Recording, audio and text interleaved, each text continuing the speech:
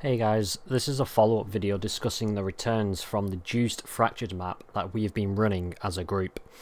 If you haven't seen the map we started out on, you should check out the map creation video where I explain our initial intentions and I'll show you how we created the map that we run. So, these maps are so lucrative and you can tailor them to however you prefer to juice and run your maps. But before I talk about the map and the juicy loot, I want to quickly go over the juice that we ran with. The juice is just a term frequently used in Path of Exile to just mean the amount of mechanics and mobs that you put in your map. So firstly, the map is basically an alk and go state, since using a fossil creates a mirrored copy which cannot be changed in any way. This means we lose out on corruption potential for 8 mod maps. We run every single map that was rolled, and this ranges from 75 up to 116, which is the highest quant that we have seen. We started with 2 unique watchstones, and then we added a third later on. So we started with Booming Populace, which adds 20% pack size. This is very important since the maps have a base of about 20% pack size, so this watchstone doubles the base pack size. The second stone that we use is a misinformation with at least 29 or 30% effective modifiers. And then the third stone is a territory is unknown, which adds an additional suffix, which just adds a bit more extra quant. As for Sextants, we've been running with Beyond and Nemesis 3, and then we've been using Strongbox Monsters Are Enraged and Always Rare Strongbox Sextants.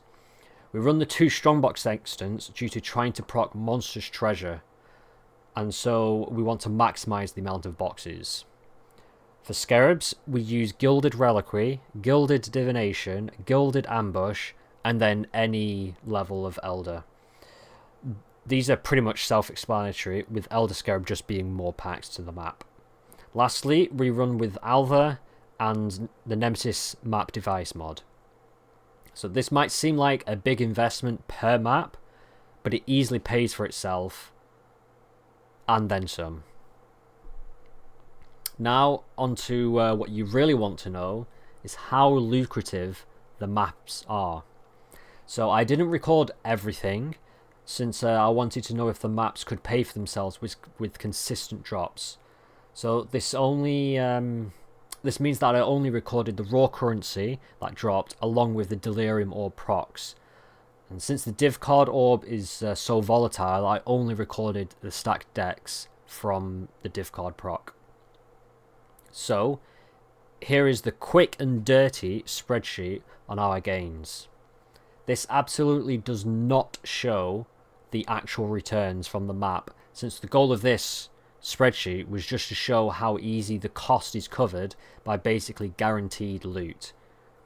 As you can see, the cost of the fossil, scarabs, stones and sextants are basically covered by the raw currency. Now the actual returns are much higher, but they require trading for a lot of those items, and it's not liquid currency right off the bat if you were just starting and needed the money there and then. But for starters, we ran a total of 87 fractured maps, and we've had 6 headhunters drop, 4 unnatural instincts, and 3 calamitous visions, just to name a few of the big ticket items. So all in all, we've managed to buy a mirror and are halfway towards the next, while still maintaining all the mapping juice that I've mentioned earlier. Now, after running a bunch of the maps, and as you can see in the spreadsheet, the stacked decks value was considerably lower than we first thought. As for the random div cards that dropped, it was probably a total of around 3 to 5 exalts across about 60 maps. So all in all, I would not recommend running with Divination at Delirium Orb unless the price of stacked decks goes to 4 to 5 chaos per at a minimum. So what would I recommend? Well, since we are running a yellow map, a tier 8 port, the options for Delirium Orbs are very limited. We also did not want to have too much inventory management and too much looting. So we set out to create a new map and to try a different orb.